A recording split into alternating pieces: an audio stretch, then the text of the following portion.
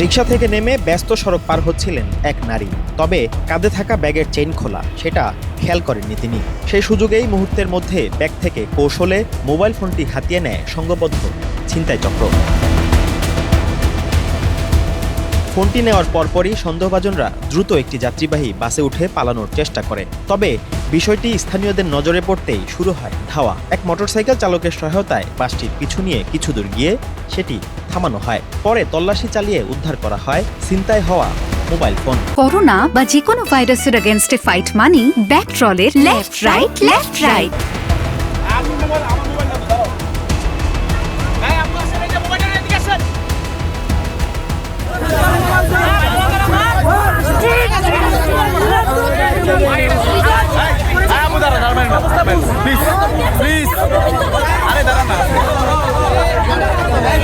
খবর পেয়ে ঘটনাস্থলে ছুটে আসেন ভুক্তভোগী নারী। উদ্ধার হওয়া ফোনটি নিজের বলে শনাক্ত করার পর ক্ষোভে ফেটে পড়েন স্থানীয়রা। পরে বাস থেকে টেনে নামিয়ে ৩ সন্দেহভাজনকে গণধোলায় দেয় উত্তেজিত জনতা।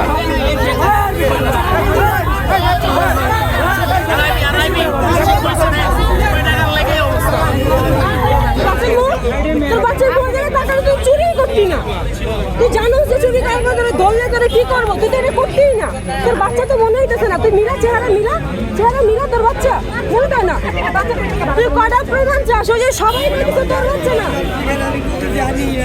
মোবাইল নিয়ে কেউ কালকেও ধরছে। এই তো কালকে রাজলক্ষ্মী ধরছে।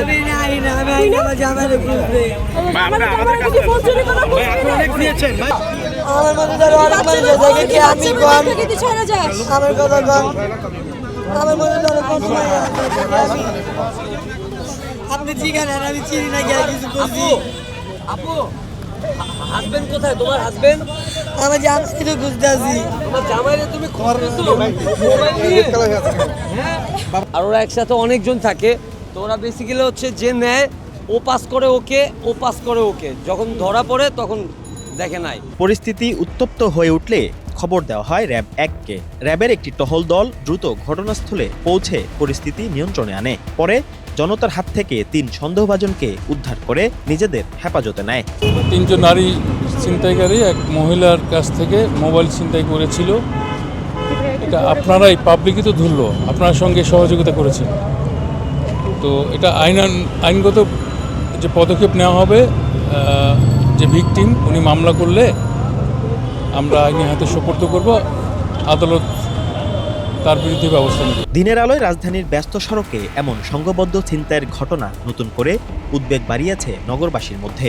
স্থানীয়দের দাবি, গুরুত্বপূর্ণ সড়ক ও গণপরিবহন কেন্দ্রিক এলাকায় নজরদারি ও টহল আরও জোরদার করা হলে এ ধরনের অপরাধ অনেকটাই নিয়ন্ত্রণে আনা সম্ভব। ইমন হোসেন, বাংলাদেশ প্রতিদিন।